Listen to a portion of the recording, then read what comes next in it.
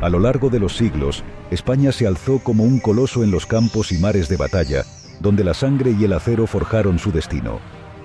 Hoy, evocamos 6 combates épicos que definieron su gloria y su lugar en la historia. 6 combates elegidos entre cientos de ellos que tuvo la historia de este país. Empezaremos sobre las aguas de Dubrovnik en 1617, cuando la Armada Española enfrentó a los venecianos en una feroz batalla naval, demostrando que el poderío de España no solo se medía en tierra, sino también en el dominio de los mares. A continuación, en las arenas africanas de Túnez, la conquista de Mahdia mostró que el coraje español no conocía fronteras, uniendo valentía y estrategia en una victoria legendaria. Nos desplazaremos al norte de Italia, en la llamada Batalla de Tirano, donde los soldados españoles aplastaron a sus enemigos con una determinación inquebrantable. En Flandes, veremos la Batalla de Gembloux, donde la táctica y el valor se entrelazaron en una batalla decisiva, reafirmando que en el corazón de cada soldado español ardía un fuego inextinguible. Al otro lado del mundo, en las Filipinas, una épica batalla con solo 2 galeones contra una flota holandesa. Finalmente, el asedio de Melilla del año 1774 fue un símbolo de resistencia heroica, donde los defensores, superados en número, grabaron su sacrificio en la memoria eterna. Estas son las historias de guerra y gloria, donde España inscribió su nombre en los anales de la historia con letras de oro. Prepárate para revivir el esplendor de estas batallas que aún resuenan en el eco del tiempo. Batalla de Ragusa, 1617. En el corazón de Europa, bajo el reinado de Felipe III de España, el continente respiraba un efímero aire de paz gracias a la tregua de los 12 años, que pausaba temporalmente las hostilidades de la Guerra de los 80 años.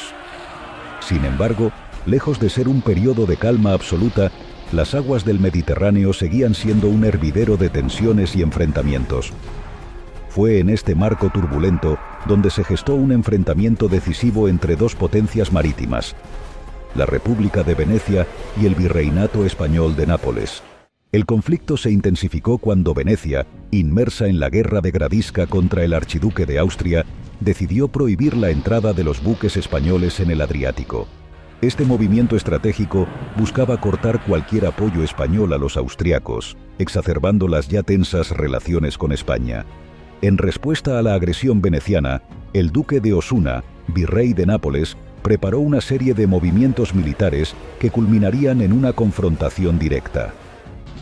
Desde julio de 1617, las hostilidades comenzaron a escalar, y a finales de octubre, el marqués de Villafranca envió tropas a la frontera de Milán con Venecia.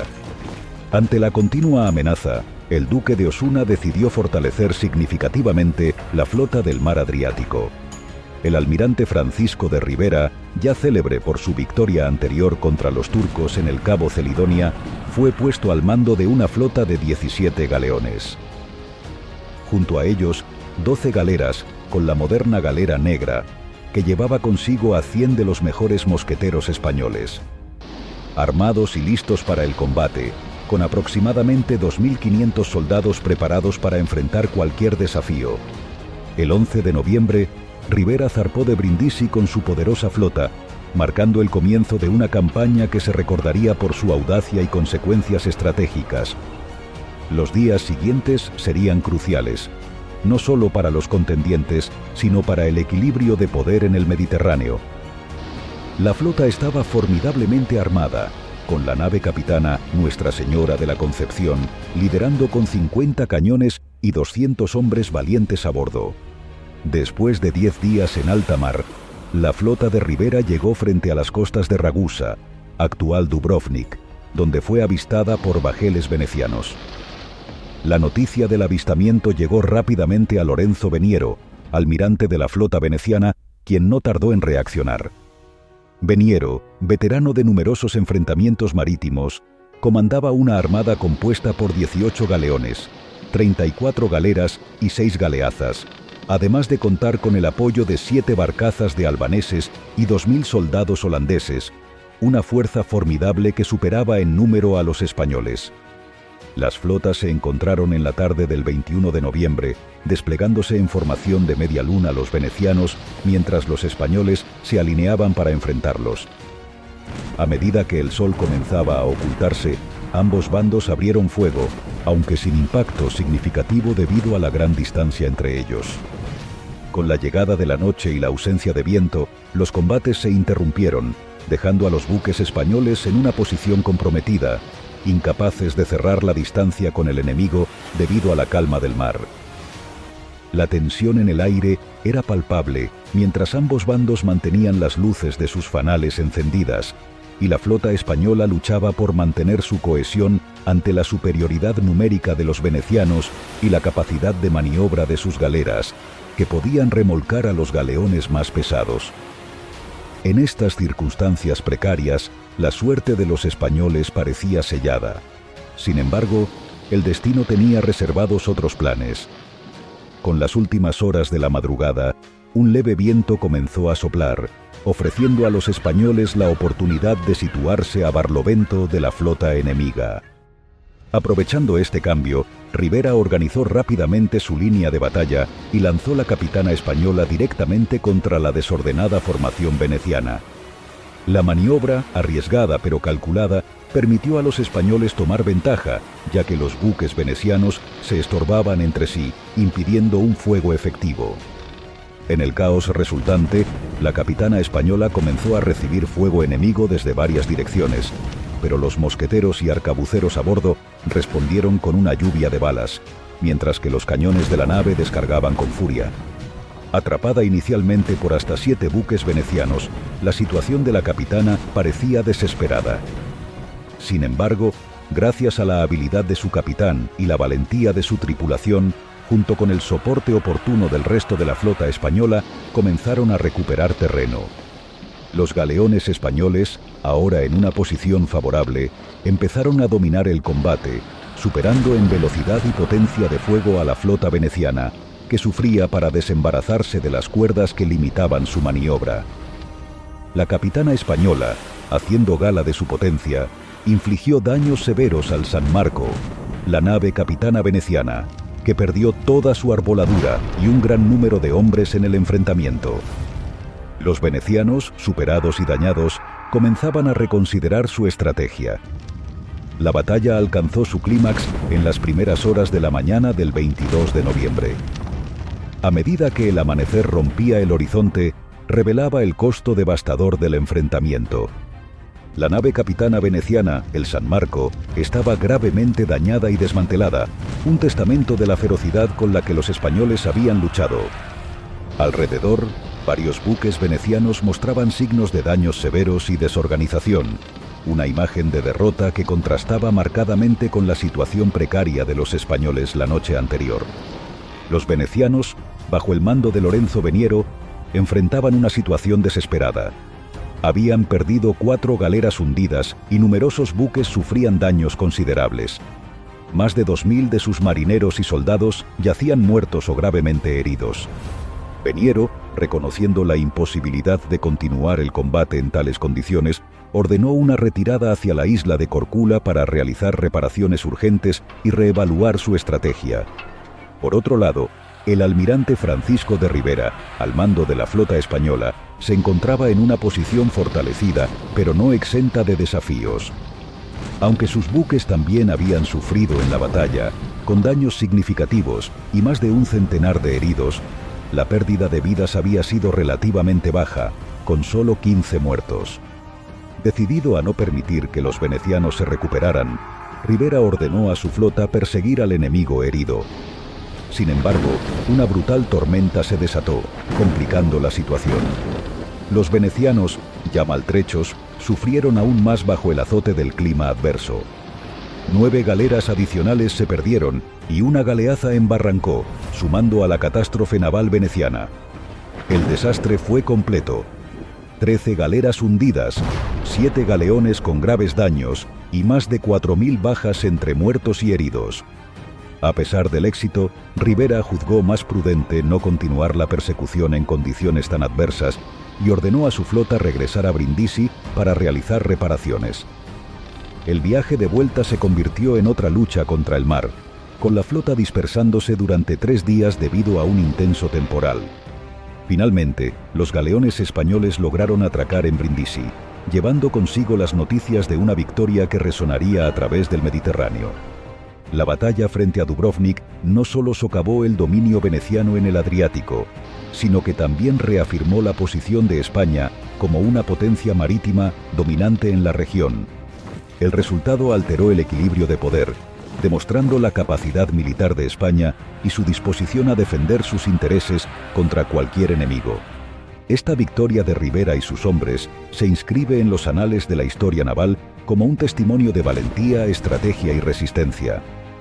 Además, estableció un precedente para futuras confrontaciones en el Mediterráneo y recordó a todas las potencias europeas la formidable capacidad de la Armada española. La toma de Mahdía, 1550. En 1550, en pleno clímax de las guerras Habsburgo-otomanas, se produjo un episodio inolvidable en la historia militar española. En un bastión estratégico en Túnez, bajo el control del temido corsario Turgut Reis, surge el escenario de una batalla colosal entre el Imperio español y el Imperio otomano. La narrativa de esta contienda es una epopeya de valor, estrategia y sacrificio, digna de ser relatada con la grandeza que sus protagonistas merecen. Soy Historia Hispana y esto es La toma de Mahdía.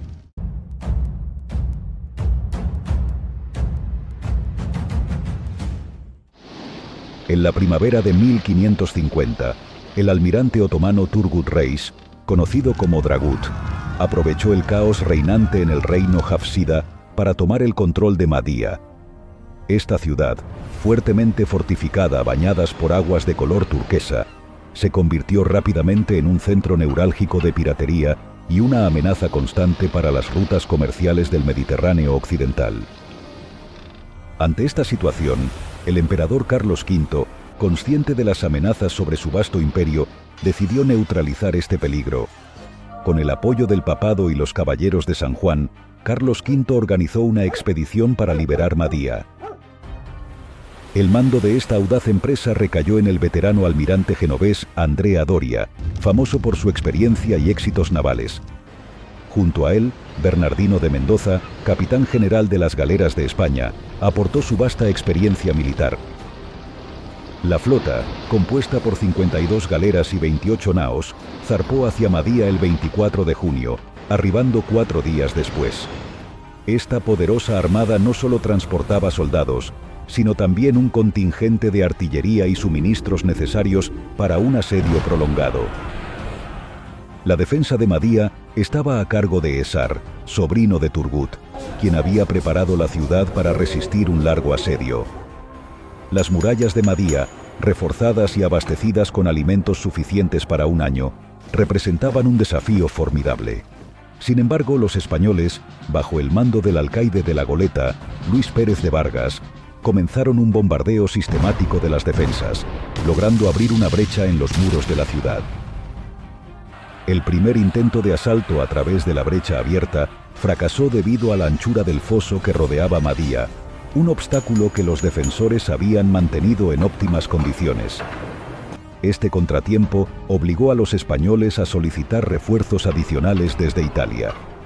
Mientras tanto, las fuerzas asediantes se enfrentaron a constantes salidas de la guarnición otomana, que hostigaba a los españoles con escaramuzas y emboscadas.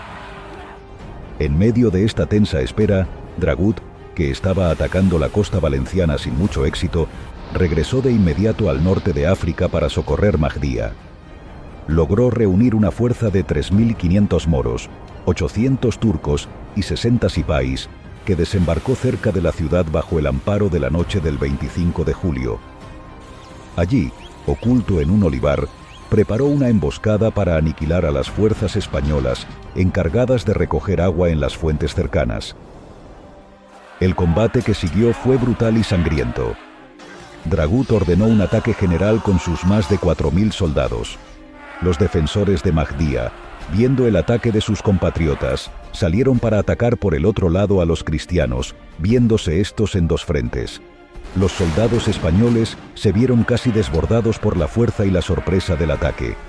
Estos soldados defendían los cadáveres de sus compañeros caídos a toda costa. Los defendían como si estuvieran vivos, para evitar que los mahometanos los mutilaran y exhibieran como trofeos, una práctica que buscaba sembrar el terror entre las filas enemigas. En medio de la desesperación, los caballeros de Malta, conocidos por su valentía y devoción, cargaron contra los recién llegados, logrando repelerlos con la crucial ayuda de la artillería española. Esta intervención permitió a los españoles reorganizar sus líneas y mantener sus posiciones. Dragut, asombrado por la tenacidad y el éxito cristiano, se reembarcó y huyó a Yerba en busca de más apoyos, pero sin éxito. Este fracaso significó una pausa momentánea en los combates, pero las bajas españolas fueron numerosas, incluyendo la pérdida del valiente Luis Pérez de Vargas. Con la llegada de los refuerzos desde Italia y la evacuación de los heridos y enfermos, el asedio se reanudó con renovada intensidad. García Álvarez de Toledo y Osorio, un comandante ingenioso, tuvo la idea de desarbolar 2 galeras y unirlas para formar una batería artillera flotante, una innovación que permitió un bombardeo coordinado desde tierra y mar. Este enfoque ingenioso debilitó aún más las defensas de Mahdía, abriendo finalmente 2 brechas significativas en los muros para el 11 de septiembre. Con las brechas abiertas, los españoles iniciaron 3 ataques simultáneos. La defensa otomana fue encarnizada, y una vez dentro de la ciudad, los españoles se enfrentaron a una violenta lucha casa por casa. El valor de los atacantes chocaba con la fanática resistencia de los defensores, resultando en elevadas bajas por ambos bandos. No obstante, los españoles se hicieron finalmente con la ciudad, destacando la toma de la Mezquita Mayor, donde los caballeros de Malta entraron a sangre y fuego, consolidando así su victoria. El resultado de pérdidas de vidas es devastador.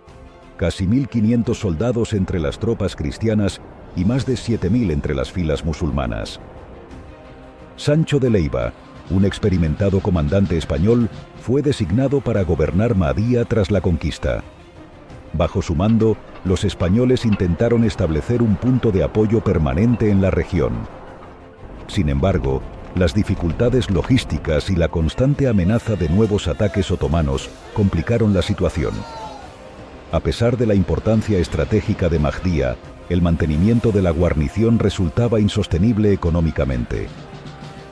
Carlos V, consciente de estas dificultades, ofreció la ciudad a los caballeros de Malta, quienes, aunque inicialmente interesados, finalmente rechazaron la oferta debido a los altos costos de mantenimiento y defensa. Sin otra opción viable, los españoles decidieron destruir las fortificaciones de Mahdía y evacuar la ciudad para evitar que cayera nuevamente en manos otomanas. La tarea de demoler las fortificaciones y organizar la evacuación recayó en Hernando de Acuña. Este proceso se llevó a cabo meticulosamente, asegurando que Mahdía no pudiera ser utilizada de nuevo como base de operaciones por los otomanos. Poco después, los otomanos reocuparon la ciudad, pero Mahdía nunca recuperó su antigua gloria. La toma de Mahdía tuvo profundas repercusiones en el conflicto mediterráneo. Aunque resultó en una eventual evacuación, tuvo repercusiones significativas para España en varios aspectos, tanto positivos como negativos. En el ámbito militar, la expedición demostró la capacidad del Imperio español para proyectar poder militar lejos de sus fronteras, reafirmando su dominio en el Mediterráneo.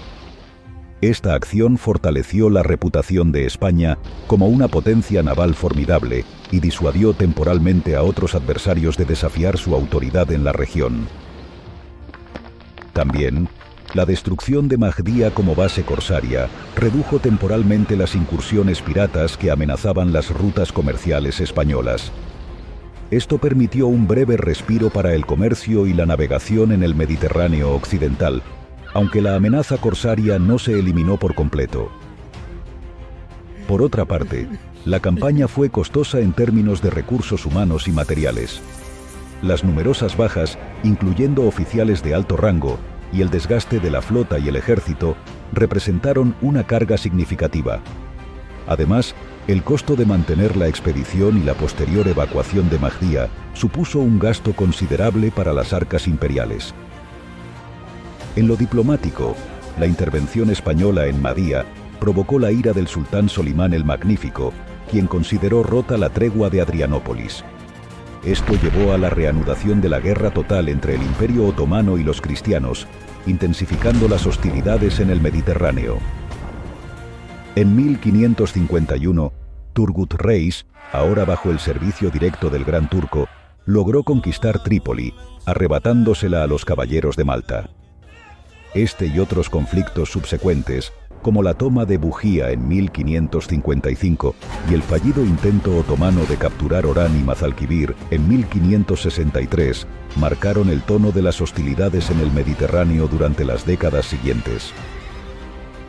Además, la atención y los recursos dedicados a la campaña de Mahdía desviaron el enfoque de otros frentes de conflicto, tanto en Europa como en América.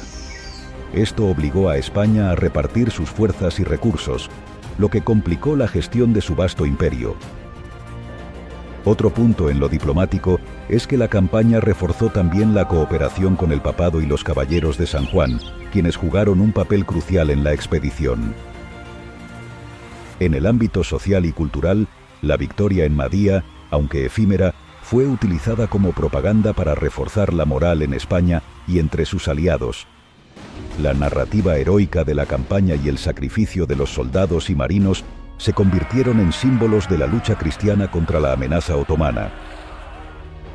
La expedición subrayó las dificultades de mantener conquistas en el norte de África, llevando a un cambio en la estrategia imperial. A partir de entonces, España se mostró más cautelosa en sus incursiones en territorios otomanos, centrándose en consolidar sus posiciones en el Mediterráneo occidental y en otras partes del mundo. La toma de Mahdía representa un capítulo complejo en la historia de España, marcado tanto por el heroísmo como por las dificultades logísticas y estratégicas.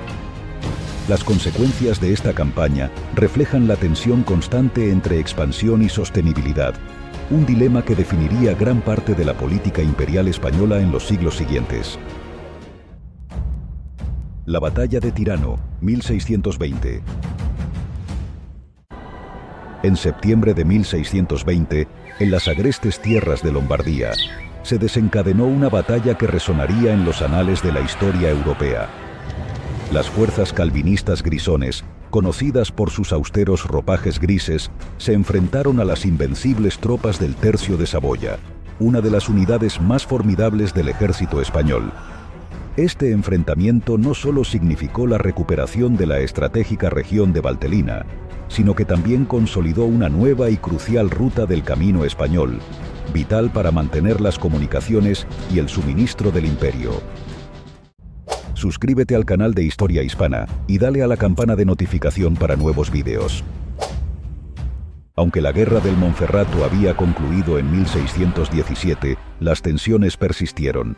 El Ducado de Saboya, respaldado por Francia, amenazaba el vital camino español, la ruta esencial que conectaba las posesiones españolas en Italia con el norte de Europa. Ante esta amenaza, los soldados de Felipe III demostraron su adaptabilidad, encontrando una ruta alternativa a través de la Valtelina, una región montañosa del norte del Milanesado, cercana al cantón de los Grisones. Desde el siglo XIV, la Valtelina había estado bajo la autoridad del Ducado de Milán. Sin embargo, con la llegada del siglo XVI, el calvinismo comenzó a ganar terreno en el cantón Grisón, incrementando las tensiones religiosas y políticas.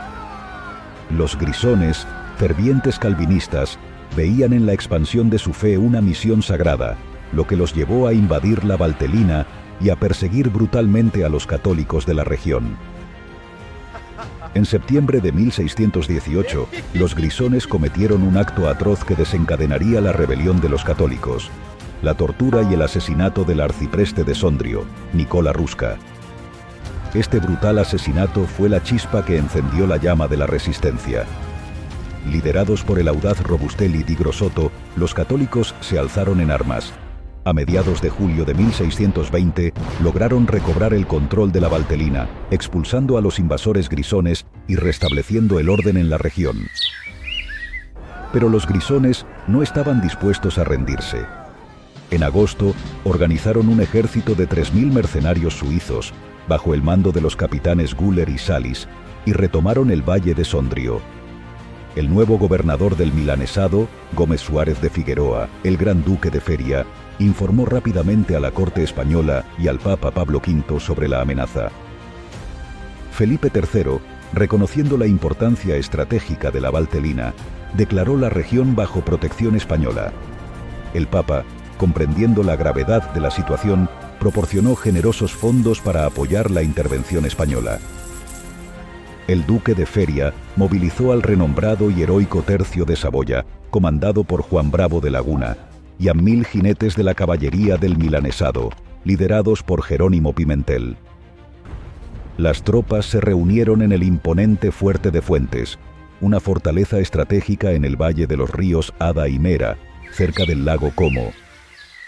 Desde esta posición, Pimentel y Laguna organizaron una ofensiva magistral, expulsando a los grisones de Chiavena y fortificando las posiciones clave a lo largo del valle. Sin embargo, los grisones, apoyados financieramente por los venecianos, siempre ávidos de minar el poderío español, no se dieron por vencidos y lanzaron una nueva ofensiva desde Bormio, obligando a los españoles a avanzar hasta Tirano, donde establecieron una guarnición de 800 soldados españoles y 500 italianos, más 4 compañías de caballería. Con un ejército de cerca de 7.000 soldados, los calvinistas avanzaron desde Bormio, decididos a expulsar a los españoles. Pimentel, demostrando una astucia táctica impresionante, estudió minuciosamente el terreno y utilizó la topografía a su favor. Situó a sus jinetes tras una arboleda y a sus arcabuceros y mosqueteros parapetados tras los muros de las fincas del valle, creando una defensa casi impenetrable. Los grisones cayeron en la trampa y avanzaron hacia la infantería española del Tercio de Saboya. Los mosqueteros españoles, con una precisión letal, abrieron fuego, apoyados por la caballería comandada por Octavio Custone. Aunque Custone cayó por una bala perdida, los españoles mantuvieron la presión y un disparo certero abatió al comandante suizo Niklaus von Mullinen, desmoralizando a los grisones. El enemigo comenzó a desintegrarse, retrocediendo desordenadamente mientras la infantería española lanzaba un feroz contraataque. Muchos calvinistas perecieron ahogados al intentar cruzar el río Ada, y los españoles capturaron todos sus pertrechos. La retaguardia grisona intentó una última defensa, pero Pimentel, demostrando una brillante capacidad de mando, reagrupó sus fuerzas y enfrentó al enemigo con renovada ferocidad. Repitiendo su táctica de acoso, los españoles utilizaron a sus mosqueteros y arcabuceros, apoyados por cargas de caballería. Los calvinistas, advertidos por la derrota previa, evitaron un enfrentamiento directo y optaron por retirarse. Al amanecer, Pimentel envió noticias de la victoria al duque de Feria y ordenó fortificar el territorio. Con la retirada de los grisones, los españoles no solo aseguraron Tirano, sino que también consolidaron su control sobre la Valtelina. Las fortificaciones se reforzaron aún más y se establecieron guarniciones adicionales para prevenir futuros intentos de invasión. La victoria en Tirano fue más que un triunfo militar. Fue una reafirmación del dominio español en la región y una garantía de la seguridad de la nueva ruta del camino español.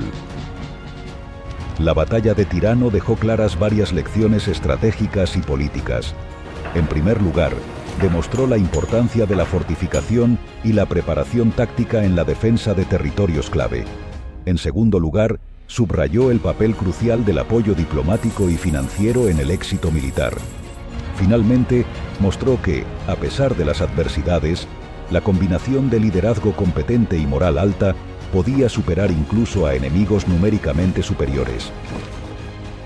Robustelli di Grosotto, el líder carismático de los católicos, jugó un papel crucial en la reorganización y fortalecimiento de las fuerzas locales. Su habilidad para movilizar a los campesinos y transformar a simples aldeanos en una fuerza combativa fue impresionante.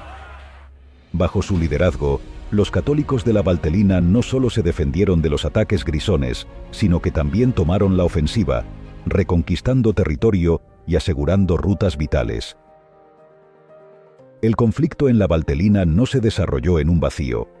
La Europa del siglo XVII estaba inmersa en una serie de conflictos religiosos y políticos que involucraban a las principales potencias del continente. La Guerra de los 30 Años, que había comenzado en 1618, fue una guerra devastadora que afectó a gran parte de Europa central. La lucha en la Valtelina era parte de este conflicto más amplio, con España y el Sacro Imperio Romano apoyando a los católicos, mientras que Francia y otras potencias protestantes apoyaban a los grisones y sus aliados. Estos países veían con recelo el fortalecimiento del poder español en el norte de Italia, una región clave para el control de las rutas comerciales y militares. En respuesta, intensificaron sus esfuerzos diplomáticos y militares para contrarrestar la influencia española, lo que contribuyó a la prolongación de los conflictos europeos en el contexto de la Guerra de los 30 Años. La Batalla de Gembloux, 1578. Países Bajos. Han pasado ya casi 10 años desde que comenzó la larga y sangrienta Guerra de los 80 Años. La sustitución como gobernador de los Países Bajos del duque de Alba por Luis de Requesens no había logrado frenar las revueltas protestantes. Felipe II, angustiado por el cariz que tomaban los acontecimientos, resolvió nombrar gobernador, tras la muerte de Requesens en 1576, a su hermanastro Juan de Austria, confiando en que el héroe de Lepanto pudiera hacerse con el control de la situación. En febrero de 1577, don Juan lograba firmar el conocido como Edicto Perpetuo, en el cual aceptaba los acuerdos de la pacificación de Gante, por los que se declaraba la tolerancia religiosa en los Países Bajos, se nombraba a Guillermo de Orange como estatuder de Holanda y Zelanda, y se sacaban a las tropas españolas de los Países Bajos. A cambio, los protestantes reconocían a Felipe II como su rey y se comprometían a respetar a los católicos de sus territorios. Pero los protestantes pronto dieron muestra de no aceptar lo acordado, rechazando la aceptación del catolicismo en sus territorios. La corta paz se rompía. El 2 de agosto, las tropas de los Estados Generales se hicieron con Amberes. La noticia fue recibida como un jarro de agua fría, tanto por Juan de Austria como por el propio rey, quien en Madrid reunió inmediatamente a su consejo de guerra.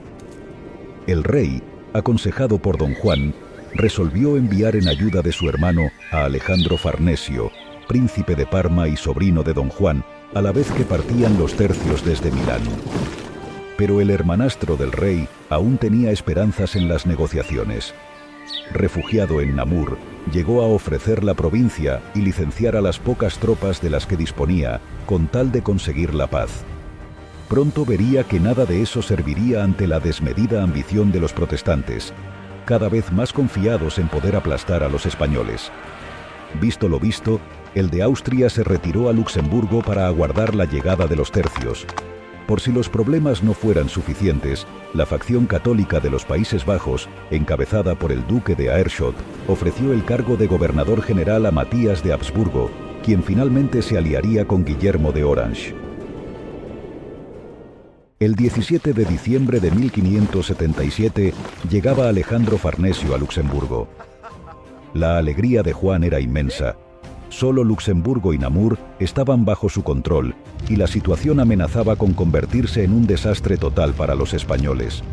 Ahora, tras meses de negociaciones, de concesiones y claudicaciones para intentar evitar que la guerra continuase, España se preparaba para pasar a la acción. Dejaba la pluma y la palabra y sacaba la espada y el arcabuz. Los ejércitos con los que podía contar Juan de Austria ascendían a unos 20.000 infantes, de los cuales 4.800 eran españoles, lo mejor de la tropa, con Gabriel Niño como maestre de campo general de dichas fuerzas, tras la muerte de Julián Romero, el de las hazañas. A la infantería habría de sumársele unos 2.000 jinetes españoles e italianos, muy escogidos, bajo el mando de Octavio Gonzaga. Por su parte, los ejércitos de los estados estaban comandados por Antoine de Gueigné, señor de Vendrellies. El número de las huestes se estima en unos 25.000 infantes y unos 2.000 jinetes, que incluían en sus filas, además de los tradicionales mercenarios ingleses, valones o alemanes, a mercenarios católicos holandeses. El 31 de enero de 1578, con las fuerzas ya dispuestas, Don Juan envió al capitán de caballería Sancho para reconocer las posiciones enemigas y averiguar sus intenciones, creyendo en un principio que iban a la toma de Namur, pero finalmente se consiguió averiguar las auténticas intenciones del enemigo, que no eran otras que huir ante el temor de la presencia de las tropas españolas. Don Juan vio inmediatamente la jugada del enemigo. El ejército rebelde se pensaba replegar hacia la ciudad fortificada de Gembloux. La maniobra de retirada de un ejército tan amplio resultaría sumamente dificultosa, pero una vez lograda, convertiría a Gembloux en un obstáculo infranqueable. Así que el de Austria lo vio claro y mandó reunir todas las tropas y tenerlas preparadas para el combate.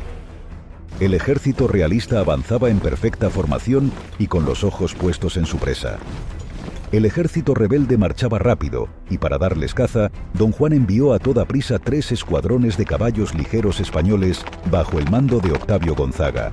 No quería forzar demasiado la marcha de la infantería para no agotarles antes de entrar en combate, por lo que se decidió a enviar a Alonso de Acosta con 600 arcabuceros valones, junto con 120 españoles y 150 piqueros alemanes, que caminarían a toda prisa como infantería de apoyo.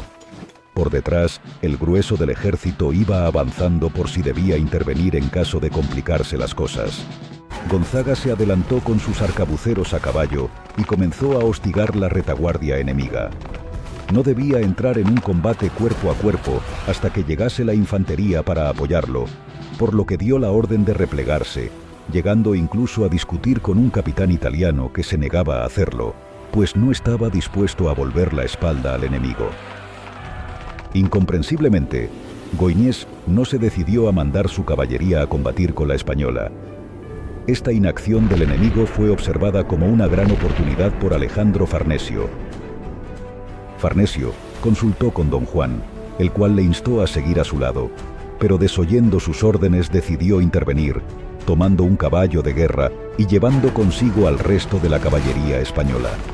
Así, Farnesio vadeó un complicado arroyo y ascendió una dura pendiente para situarse sobre el flanco derecho de los rebeldes, cargando sorpresivamente al grito de «Santiago» y desatando el pánico entre estos. La desbandada del enemigo fue aprovechada por Gonzaga, que cargó contra el otro flanco con tal ahínco que provocó la huida de la caballería holandesa, que pasaba literalmente por encima de los suyos. Apenas 2.000 jinetes habían puesto en fuga un ejército 10 veces superior. La infantería realista de apoyo hizo su aparición, cebándose con las tropas holandeses, que eran incapaces de oponer resistencia. Los rebeldes no tenían intención alguna de combatir. El miedo se había apoderado de ellos, y en lo único que podían pensar era en escapar de una muerte segura a manos de las veteranas tropas realistas. Solo los ingleses y escoceses, sin su comandante, que había huido de primeras, aguantaron estoicamente, cayendo 600 de ellos prisioneros. Mientras tanto, en Gembloux, Goignies se refugiaba esperando poder resistir hasta que llegasen refuerzos. No fue posible. En cuanto los españoles trajeron los cañones y empezaron a martillear las murallas de la villa, sus defensores se rindieron y entregaron. Don Juan perdonó la vida a los rendidos, incorporando a sus ejércitos a cuantos valones quisieran sumarse, y tomando juramento al resto de enemigos extranjeros de no volver a tomar las armas contra el rey español.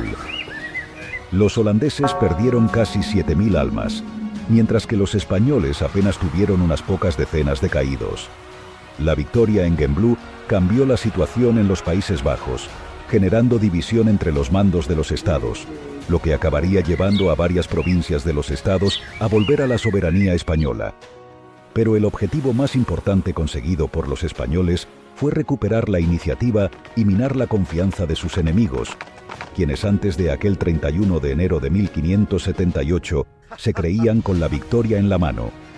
Al finalizar la batalla, don Juan de Austria reprochó a Alejandro Farnesio que había arriesgado su vida como si fuera un soldado y no un general. Un incidente que, sin embargo, no afectó a la amistad entre ambos, quienes enviaron a Felipe II 2 cartas por separado, atribuyéndole enteramente la victoria el uno al otro. Pocos meses después, don Juan morirá a la edad de 31 años, sucediéndole su sobrino Alejandro Farnesio. Actualmente el cuerpo de don Juan está enterrado junto a su padre, Carlos I de España, en el monasterio de San Lorenzo de El Escorial. Batalla de la Naval de Filipinas, 1646. Hoy contaremos la historia de la Batalla de la Naval de Manila en 1646, un relato de valentía, estrategia y fe inquebrantable. Enfrentados a la poderosa flota de la Compañía Neerlandesa de las Indias Orientales, los defensores españoles y filipinos libraron una serie de enfrentamientos épicos que aseguraron el dominio español en el archipiélago filipino. Esta es su historia. Todo comenzó cuando la flota hispano-capampanga, con los galeones Nuestra Señora de la Encarnación y Santo Rosario, liderados por el general Lorenzo Ugalde de Orellana, partió en busca de los holandeses debido a que habían sido avisados del avistamiento de una flota neerlandesa. El 15 de marzo, divisaron una pequeña nave enemiga a remos en Bolinao, pero esta rápidamente se dio a la fuga. A la 1 de la tarde, 4 barcos holandeses aparecieron junto con la nave a remos que habían visto antes. A las 2 de la tarde las flotas entraron en rango de disparo. La primera salva de cañones vino de la capitana holandesa, pero erró el blanco. La Encarnación respondió, golpeando la capitana holandesa con una bala de cañón de 15 kilogramos, desgarrando el borde delantero de la proa del barco. Los holandeses después se concentraron en disparar contra el galeón español más pequeño, Rosario. Por otro lado, la Encarnación encontró una posición ventajosa y disparó libremente a los 4 buques enemigos, infligiendo daños severos y obligando a los holandeses a retirarse. La batalla se prolongó durante 5 horas. A las 8 de la noche, las 4 naves enemigas se retiraron en la oscuridad con sus faroles apagados. El buque insignia holandés, casi hundido, también escapó bajo el amparo de la noche. La flota española sufrió daños menores y ningún hombre fue reportado muerto, solo unos pocos fueron heridos. Los 2 galeones se quedaron en el puerto de Bolinao. El general Orellana, después de enviar una carta al gobernador Fajardo, informando de su victoria, recibió órdenes de escoltar al galeón comerciante San Luis, que partió de México y debía llegar a Filipinas alrededor del 21 de julio.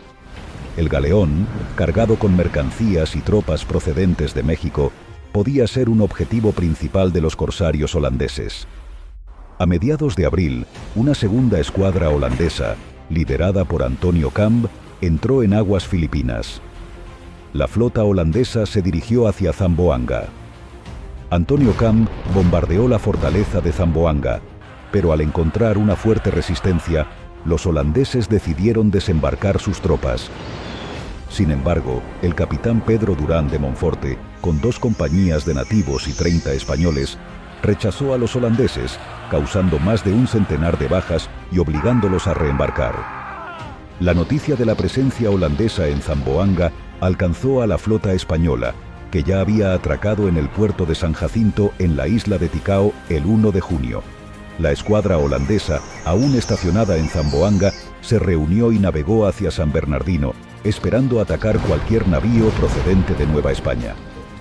El 22 de junio, la flota holandesa cambió de rumbo y descubrió a la Encarnación y el Rosario amarrados en la entrada del puerto de San Jacinto y decidieron formar un bloqueo naval. Los altos mandos españoles en Puerto San Jacinto decidieron que los 2 barcos no debían participar en batalla para ahorrar munición hasta la llegada del galeón San Luis.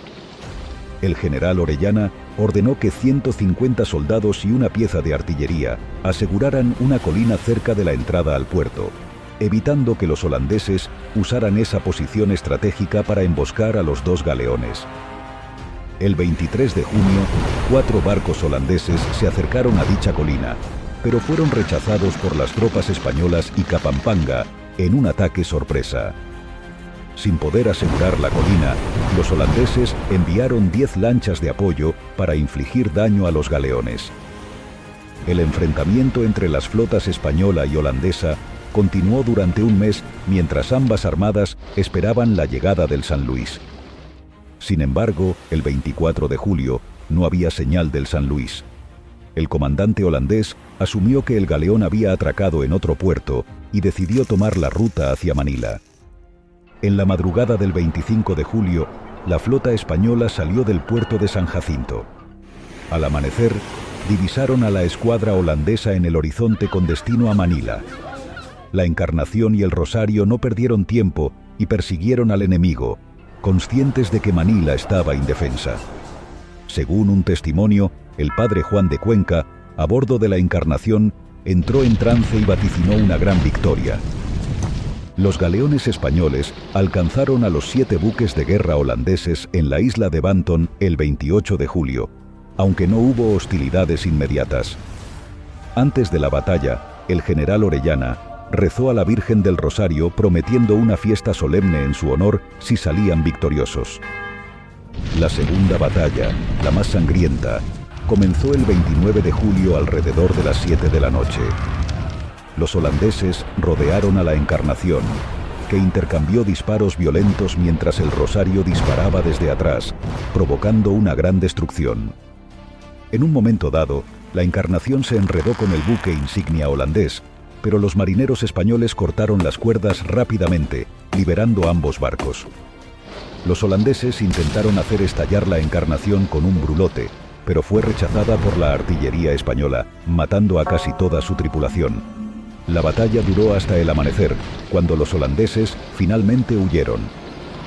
Milagrosamente, ningún hombre de la Encarnación murió, aunque 5 hombres del Rosario perdieron la vida. Al día siguiente, la flota española persiguió al enemigo, que ahora tenía solo 6 navíos. Los holandeses fueron arrinconados en el estrecho de Tablas. El Rosario luchó en solitario contra 3 navíos hasta que los obligó a retirarse. Informado de la tercera victoria, el gobernador Fajardo ordenó a los galeones regresar a Puerto Cavite para su descanso. Al llegar, las tropas marcharon descalzas a la iglesia de Santo Domingo en cumplimiento de su voto, siendo aclamadas como héroes. El general Orellana fue retirado del servicio y recompensado con tierras, mientras que otros oficiales fueron ascendidos. Tras la tercera victoria, los españoles creyeron haber frustrado completamente los planes de invasión de los holandeses.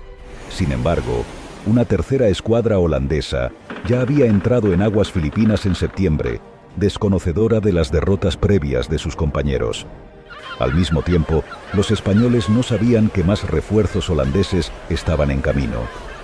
El general Cristóbal Valenzuela, comandante del recién construido galeón San Diego, zarpó hacia México, pero su sorpresa fue mayúscula cuando descubrió 3 navíos holandeses cerca de Isla de Fortune en Nasugbu. Al ver que el San Diego no era un buque de guerra, los holandeses lo persiguieron ferozmente. El San Diego logró escapar por poco, retirándose hacia Mariveles y luego hasta el puerto de Cavite para informar al gobernador sobre la nueva amenaza.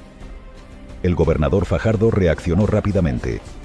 Ordenó a su sargento mayor, Manuel de Venegas, formar una nueva armada española compuesta por 3 galeones: la Encarnación, el Rosario y el San Diego, que fue convertido en buque de guerra, además de 4 bergantines y una galera.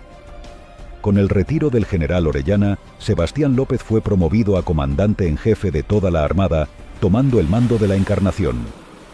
La nueva flota zarpó hacia la isla de Fortune, donde avistaron a los holandeses en la isla de Anvil el 16 de septiembre.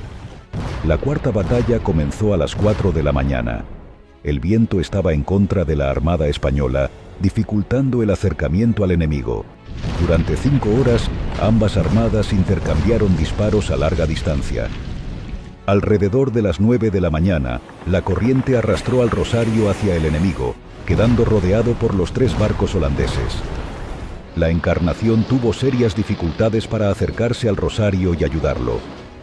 Durante 4 horas, el Rosario luchó ferozmente contra los 3 navíos holandeses, hasta que los corsarios se retiraron hacia los bancos de arena cerca de Calavite. los españoles finalmente regresaron a Manila.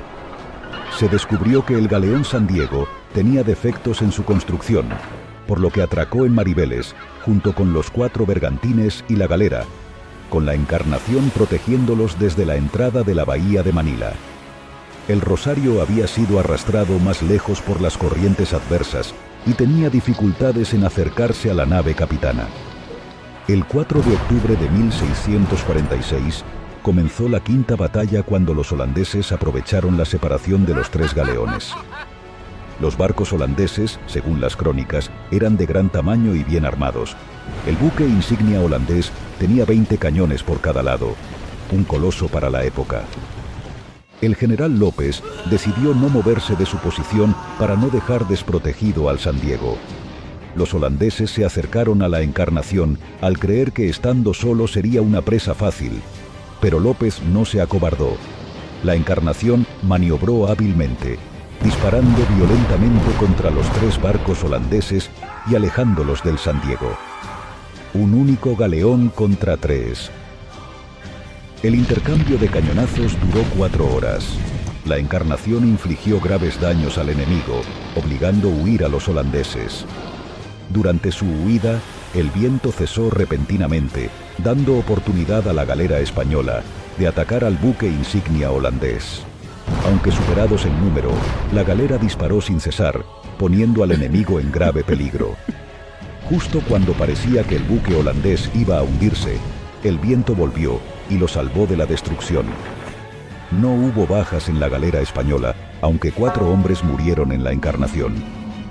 Finalmente, tras estos enfrentamientos épicos, la flota holandesa se retiró de las aguas filipinas, habiendo fracasado en su intento de capturar Manila y establecer un dominio en el archipiélago. La victoria española no solo aseguró el dominio en Filipinas, sino que también reforzó la moral y la unidad entre los defensores españoles y filipinos. Con el fracaso de este intento de conquista de las Filipinas por parte de los holandeses, esta permaneció bajo el dominio español hasta el final del siglo XIX.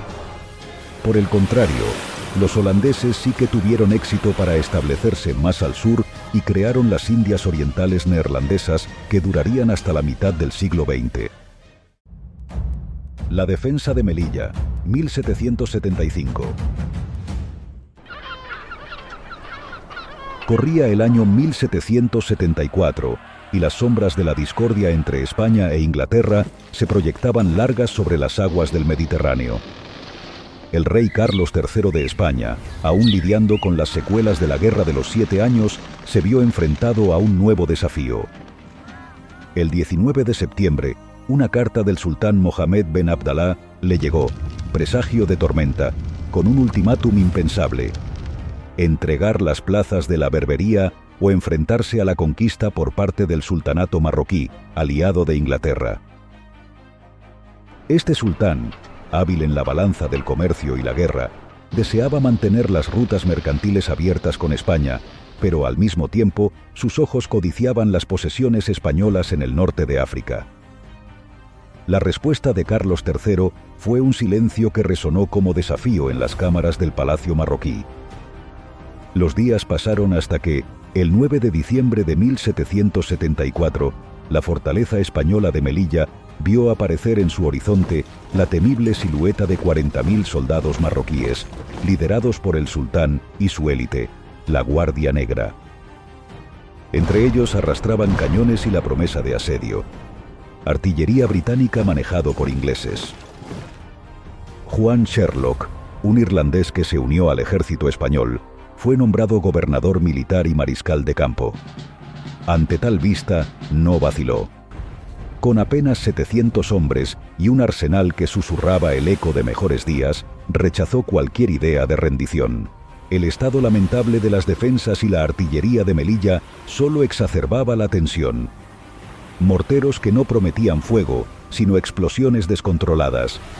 Cañones de bronce que se contaban con los dedos de las manos, y entre ellos un Sherlock decidido, que envió con urgencia a Juan Triquini hacia Málaga en busca de refuerzos. Mientras tanto, el sultán no perdía tiempo.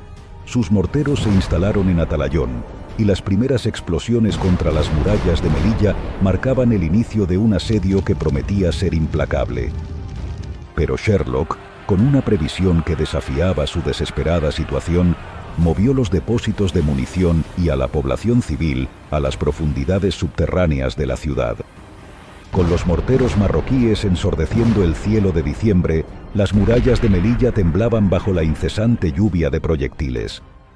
Sherlock, con la sagacidad de un veterano, comprendía que no solo enfrentaba un ejército formidable, sino también el reloj que marcaba el agotamiento de sus mermados recursos. En el corazón de la fortaleza, el ambiente estaba tenso pero decidido. Cada hombre sabía que el destino de la ciudad estaba en sus manos. La esperanza resurgió con las primeras señales de velas en el horizonte. Los refuerzos enviados por España comenzaron a arribar poco a poco, desafiando los caprichos de la naturaleza y el asedio del sultán. Materiales de fortificación, víveres y, crucialmente, más artillería. Los 4 cañones recién llegados fueron estratégicamente colocados, potenciando la capacidad defensiva de la batería del fuerte La Concepción. Sin embargo, la batalla estaba lejos de equilibrarse. Los españoles contaban apenas con 20 cañones operativos contra un enemigo abrumador. A medida que el asedio avanzaba, los españoles mantenían una resistencia firme y decidida. La determinación de los defensores era tal que cada noche se convertía en un velo bajo el cual operaban para reparar las brechas y fortalecer los bastiones dañados por los bombardeos del día. La moral se mantenía gracias a pequeñas victorias y a la habilidad de Sherlock de mantener la esperanza viva en sus hombres. Para finales de diciembre, la balanza de la guerra empezó a inclinarse. Un poderoso convoy de 2 navíos, 6 fragatas y 9 jabeques, todos al mando del brigadier Francisco Hidalgo de Cisneros, se hacía a la mar, llevando a bordo hombres y cañones. La llegada de estos refuerzos marcó un punto de inflexión en el asedio. Los navíos San Genaro y San José, ambos armados con 74 cañones, eran una fuerza con la que el sultán no contaba. La élite de los soldados españoles, entre ellos batallones de los regimientos Princesa, Bruselas y Nápoles, junto con voluntarios catalanes y el 2º Batallón de Artillería de Cádiz, se unieron a la defensa de Melilla, que ahora superaba los 3.000 hombres. Con las fragatas y navíos proporcionando cobertura desde el mar, el asedio se transformó. Cuando el clima lo permitía, la artillería naval entraba en juego, enviando oleadas de fuego sobre las posiciones enemigas. La llegada de cañones de mayor calibre a bordo de los buques artilleros acrecentó aún más la potencia de fuego española. Los moros, quienes habían esperado un rápido quiebre de las defensas, se encontraron ante un enemigo rejuvenecido. La fortaleza, enclavada en la costa de África, se mantenía desafiante, y a medida que el nuevo año se asomaba, la situación de los sitiadores comenzaba a desmoronarse. Sin los refuerzos de los ingleses que les fueron prometido, y con las deserciones en aumento, el sultán se encontraba en una encrucijada. El siguiente movimiento era incierto, pero lo que estaba claro era que Melilla no caería sin luchar hasta su último aliento. El año 1775 saludó a Melilla con el estrépito de los cañones y el retumbar de la esperanza. Los españoles, ahora reforzados y revitalizados, se aferraban a su tierra con la tenacidad de los olivos que arraigan en las tierras rocosas de su patria. Las fuerzas del sultán, sin embargo, comenzaban a sentir el peso de un asedio que se prolongaba más allá de sus cálculos más pesimistas. El 9 de enero, un acto de audacia cambió la marea. Las fragatas Santa Lucía y Santa Dorotea, aprovechando la cobertura de la oscuridad nocturna, lanzaron un ataque que sorprendió a las fuerzas marroquíes. Este golpe repentino permitió a las tropas españolas una salida estratégica que desbarató las líneas enemigas y desató el caos entre sus filas.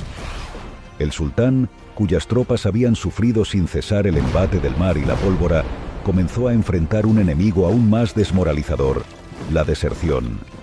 Los argelinos del Bey, antes aliados firmes, empezaban a abandonar el sitio, arrastrando consigo la cohesión del ejército sitiador.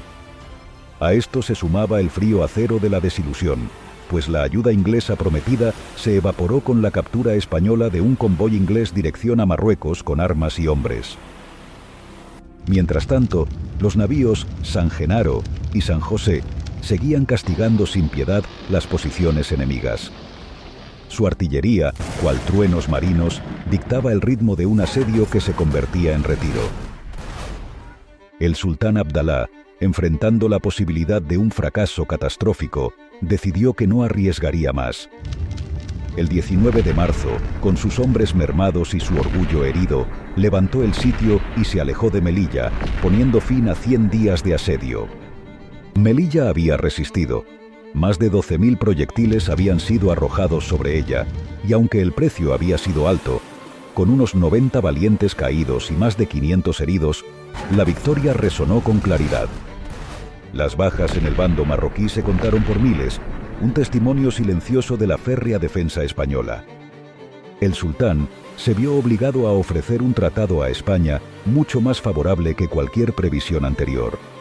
Este acuerdo no solo selló el fin de las hostilidades, sino que también fortaleció la posición española en el norte de África. El asedio de Melilla pasó a la historia no solo como una victoria militar, sino como un símbolo de resistencia frente a la adversidad. La historia recordaría a Juan Sherlock y sus hombres, no por las batallas que libraron, sino por el espíritu inquebrantable con el que las enfrentaron. El legado de Melilla perduraría, una fortaleza en la frontera, un baluarte que reflejaba el indomable corazón de España. Juan Sherlock finalmente sería nombrado gobernador de Sanlúcar de Barrameda, donde murió a la avanzada edad de 89 años.